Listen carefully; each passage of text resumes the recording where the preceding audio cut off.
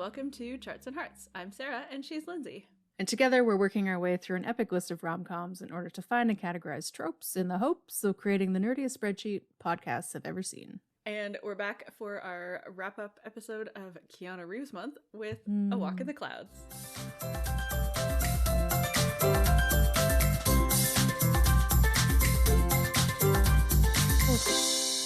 Oh boy. Yep. This movie was very good. Yeah. I definitely had seen it, but not recently. I hadn't seen it in a long time, but we did watch it a lot. And I might have only seen it once, so yeah. It's weird because, like, in the trivia, it was like a sleeper hit. It did really, really well, but nobody ever talks about it. Yeah, we had to go to some lengths to find it because it's not streaming anywhere. Yeah, and it's really good, and he is very good in it. And it's he's very good. Like, the chemistry between the two of them is really good. Yeah, everybody else is amazing in it. It's the scenery's beautiful. Yeah, like all the artsiness they were trying to do in Lake House, it's just here. Yeah, because they used a real vineyard. So it definitely has the like pretty standard of like Italian actors playing Mexican characters. Mexicans, but that's not some of them were Mexican. Some of them were, but like half. Basically, half were like Mexican or Latin American, and then half were Italian. Yeah, Italian. Yeah, no. At the beginning, I was like, "Are they Mexican or Italian?" Yeah, can't remember. Bit of both. Which also, like, it doesn't help that Anthony Quinn is both and also Irish and something else. Like and he also plays whatever he feels like. Yeah, he could do any this accent. Is amazing. Also, he's fantastic in this movie. And I'm like, also he doesn't die, which I think was in my memory.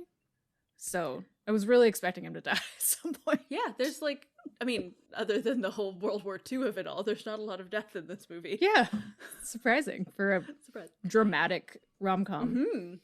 So this is definitely more of on the like women's fiction side of rom-com than the com side of rom-com. Yeah.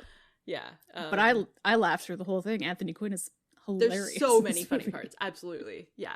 So, okay, let's brief summary because probably you may not have seen it. Keanu Reeves is a GI coming back from war. He comes to San Francisco and he, right before he shipped off, like he was gone for like 4 years in the war, he married Deborah Messing. It's Deborah Messing's first movie role. He married Deborah Messing and then like shipped out the next day and like they weren't even dating. Like they barely know each other. And so he comes back and he's been writing her these like heartfelt letters about what he wants their life together to look like, blah, blah, blah. And she like, I guess, read the first one and it talked a bit about war and she was like, it's too scary, I can't read it. So she didn't read any of his letters. Yeah. He comes back and she's like doing like self-help courses to try to just like make a lot of money and like, so she's very interested in having like a very fancy, wealthy life. And he just wants like the picket fence and the wife and the baby and the dog and like a really like homey, he just wants a family because we find out later he was raised in an orphanage, his parents were killed, and so like all he's ever wanted is a family. And so like he's with Deborah Messing and that obviously is not going to work out, and so he goes off to try to like do this job. He's a chocolate salesman randomly. And so he then sort of meets this woman on the train to Sacramento. From San Francisco to Sacramento, I guess. And she's going to Napa, and they sort of have a mix-up where she falls and trips on him, and then, oh, whoops, she throws up on him because she's pregnant. And they change train tickets, so then his train doesn't get him all the way through, so he has to get off and take the bus, and he sees her on the side of the road, and she's crying, and she is pregnant and unmarried, and is terrified of going back to her family, who's a, like, traditional family. They're Mexicans and they are vineyard owners in Napa. So he offers to pretend to be her husband just for like the night, and then so that her family knows that she's married, and then he'll like be the bad guy and abandon her and run away, and then hijinks ensue because it's harvest time at the vineyard and he needs to stay for harvesting. And the dad is suspicious that they're actually together. And so, like, they have to share the bed. because the door doesn't lock and he might check on them. Oh my god. Yeah, and then, so he helps a ton with the harvest. Oh, and he helps with there's like frost, and anyway, so he gets really involved and invested in this family, and then trying to speed through this. Okay, so then there's like the blessing of the harvest festival, and the minister is like, well, let's do like a church wedding, because they had just said that they had a whatever wedding, and he's like, I can't. And then she tells her family that it was all a lie because he's still technically married. Then he goes back to San Francisco to find his actual wife, and his actual wife is in bed with the self-help guru book guy. And basically it all works out fine, because she's like, here, let's just get annulled, and then everything's great. And he goes back, and they all live happily ever after, except for the dramatic ending. And then there's a dramatic ending where the vineyard catches on fire, but he saves the rootstock that has been there for like 300 years. And then everything's sad. Then everything's they're all together. Like, he has a family, they're together, and the vineyard is not good, but everything else is fine. Yeah, and the adorable grandpa doesn't die. The pregnant lady doesn't die. She doesn't lose her baby. Yeah, she doesn't lose the baby as far as we know. Yeah. And he only has good. like a touch of PTSD. It's fine. Yeah, I mean, his PTSD is pretty bad, and it's very baby involved, because I think he was somewhere when an orphanage got blown up. I was trying to figure it out, and I'm like, so there are palm trees, but all of the dead people are white. Yeah, I'm not sure. The sign on the doors is in English. It seemed like maybe he was in both Europe and the Pacific at various points. Yeah, so maybe it was just like combined. Everything was all mixed and up. Also, like, maybe that was the door of his orphanage, and we just never knew that. Oh, maybe. Like, I just came up with that right now, but that was my biggest thing of, like, the first thing you see is palm trees and, like, the hats that they wore. In Japan. But also it's like in the PTSD Pacific. Flashbacks, and so like, okay, so let's talk about observations. Mostly this movie is all tropes, so I feel like we'll have mostly tropes. So many tropes. But first things first, this movie was in 1995, and we are like 15 minutes in, and Keanu's running for a bus, and I'm like, they did that on purpose. A little bit. Yeah. It's like, talk about PTSD. Or just glorious flashbacks for us. Okay. There's a very cute scene. I'm trying to do this in vaguely chronological. So like, they have instant chemistry when they meet on the train. Like sparks fly between their eyeballs. It's very cute and tropey. And then, but really, like, the first time that I really was like invested in the whole big picture was when it gets to, is it the harvest? No, I guess before that. It's the night before the harvest, because that's the whole thing. It's the night before the harvest, so they'll lose it all or whatever. Yeah, so there's a big frost, which is like very applicable to my non-podcasting professional life, because I work for a company that helps growers like predict when they will get frost in their crops. And Sarah and her computers ruined the sexy wind flying thing. But then they can just turn the frost fan on with the push of a button, and they don't have to risk their lives and live. It's much better now. But how would they have ever fallen in love? I don't know. I don't know. Yeah, no, the frost winds were, so they basically light these fires throughout the crops, and this is traditionally how they prevented frost. Yeah, so like, and frost is dangerous for crops both like right before harvest and also when they're in bud, and like when they're in bud is more the time that we end up like, or like, I guess because our crops are mostly trees, so because when they're in bud too, like they can frost and it can affect the whole tree and not just that year's crops, but like many years crops. So growers will spend like hundreds of thousands of dollars to prevent frost at certain times of year. Anyways, that's my work nerdiness.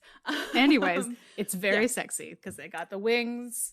Ugh, it's so they move the warm air, and they're standing together because she needs to. And they're all in their pajamas. And they're all in their pajamas. Ugh.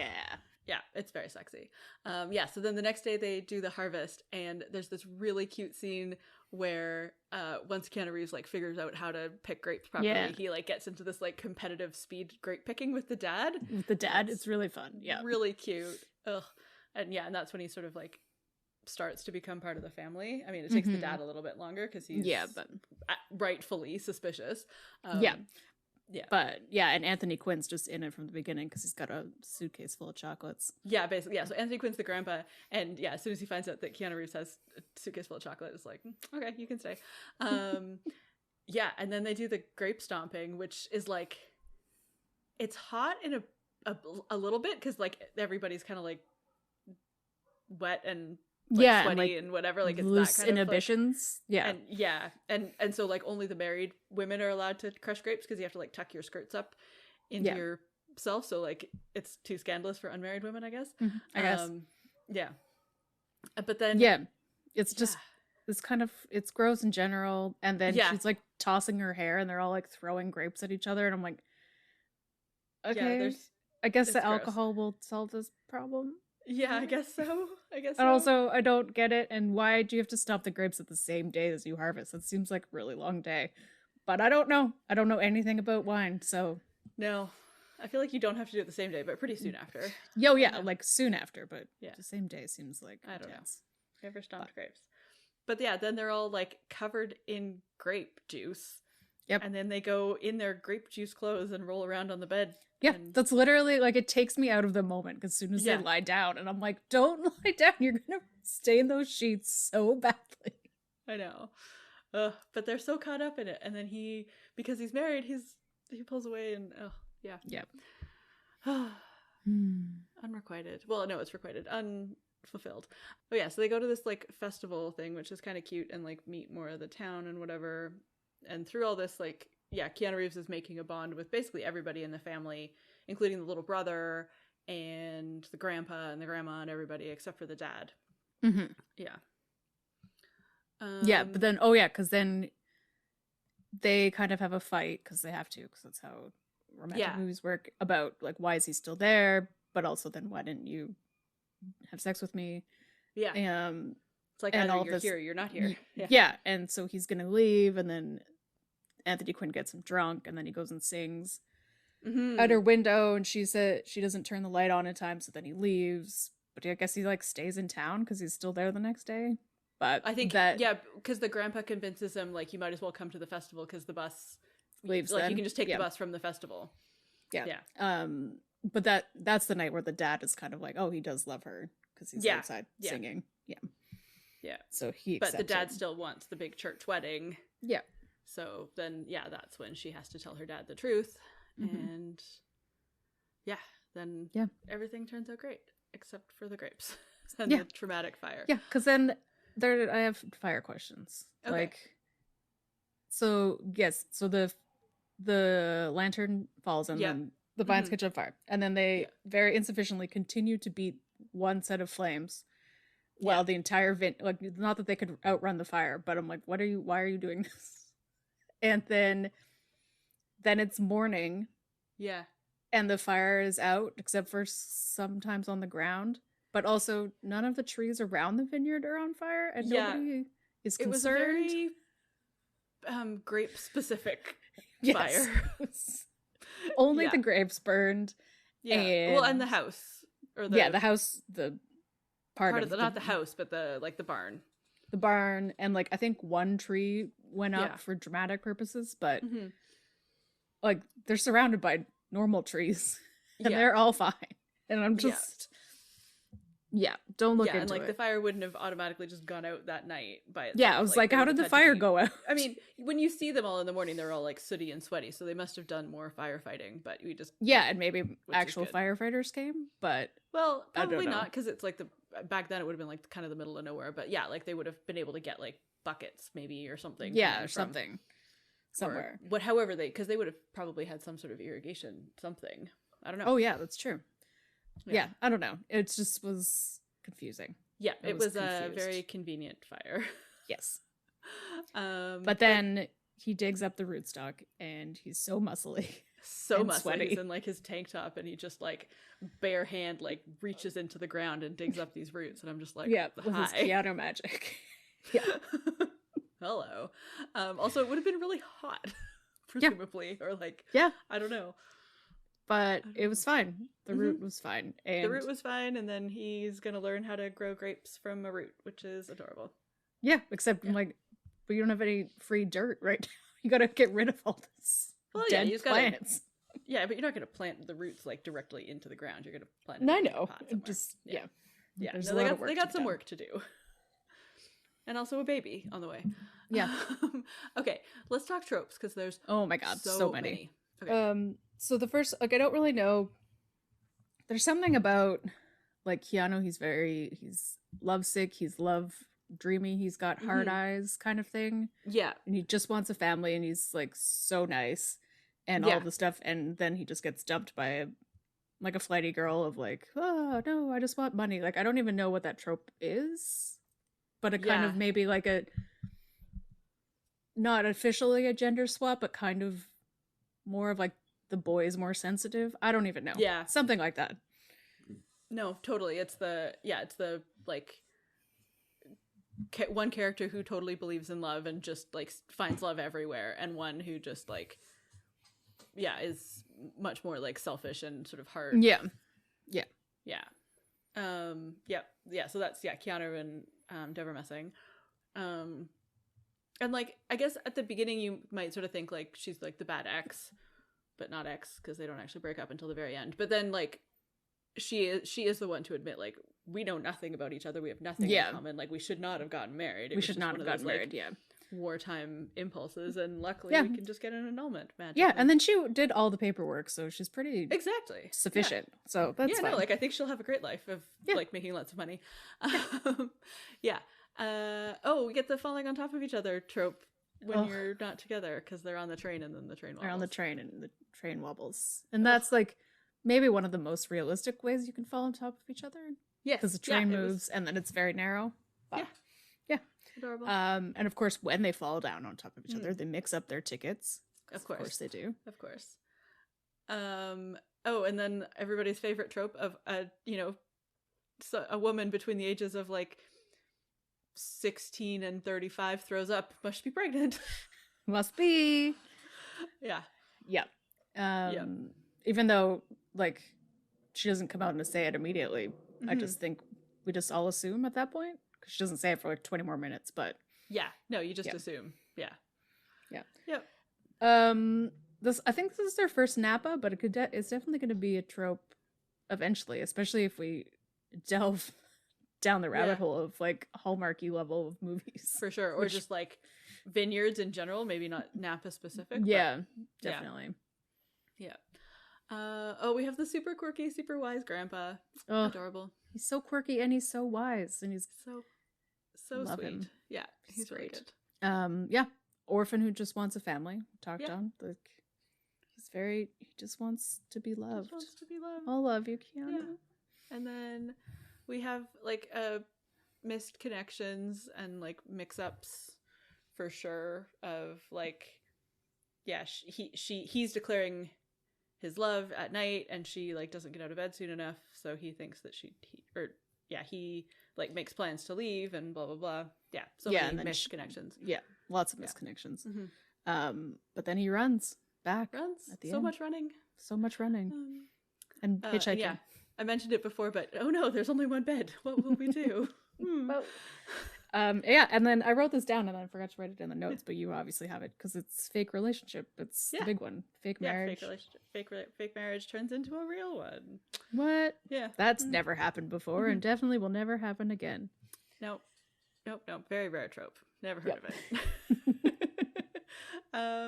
Does it pass the Bechdel test?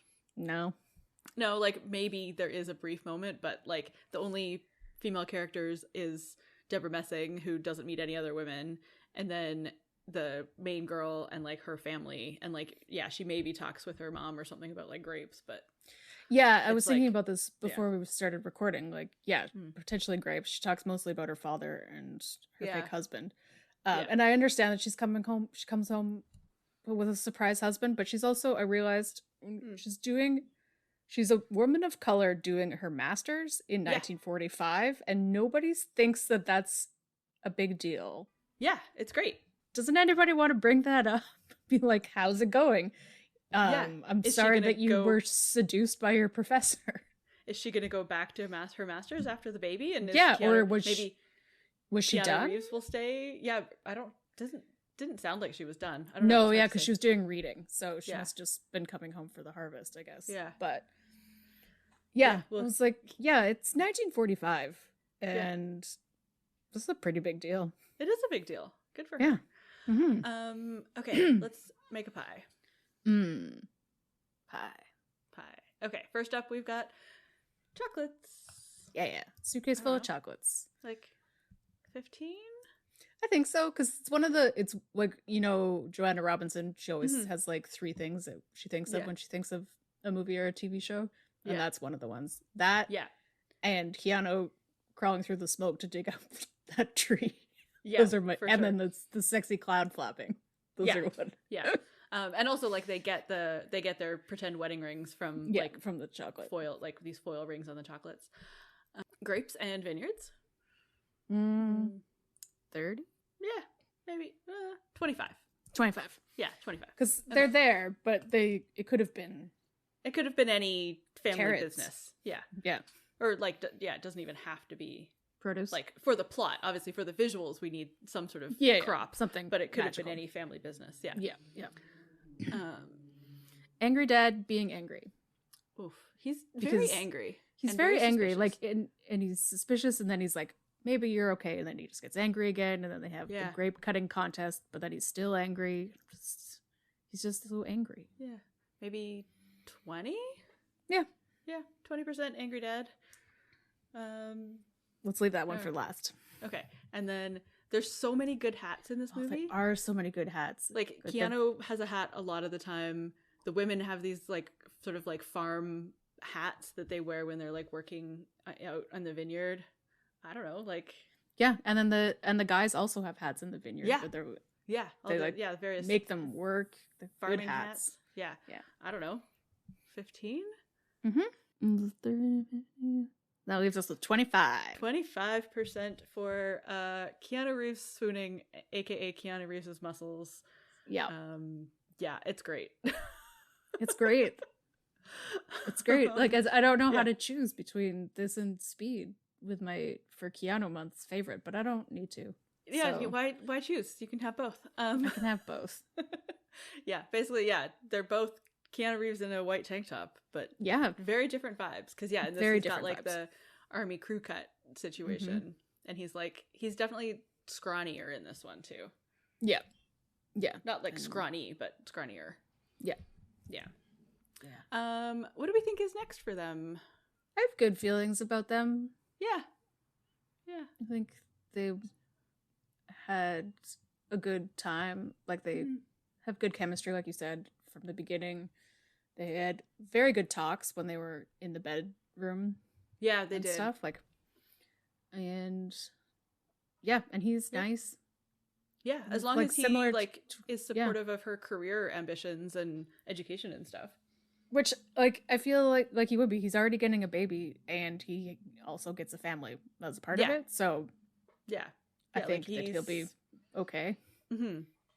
Maybe he'll be a stay-at-home dad because maybe he'll be able to get some, he'll have his GI Bill stuff. Maybe he'll get some treatment for his PTSD and hopefully learn to be a good dad and help grow grapes. I don't know. I don't know. I feel good about it. Yeah, good times. Okay, and Lindsay, what's next for us? Presidents. Yes, or American Politics Month? American Politics? Yeah, that makes more sense. Well, there's presidents in all of them. Anyway, there are presidents, yes. We are doing American Politics Month, and that does not mean we're watching all of The West Wing, except I am, but that's just in my own time. We will be doing American President, speaking of West Wing, and then Dave, speaking of Sigourney, always. Of course. Oh, man. And then Red, White, and Royal Blue, which we just watched, but we'll watch again because it's ridiculous. Yep. And then on the Patreon, we're doing Definitely Maybe, which has only a smidgen of politics in it, but it's full of Ryan Reynolds, so... That will bring us to the end of this episode. Don't forget that you can send us a rating or a review wherever you get your podcasts, or you can follow us on social media. We're at Charts and Hearts Podcast on Instagram and Facebook, and Charts and Hearts on Twitter.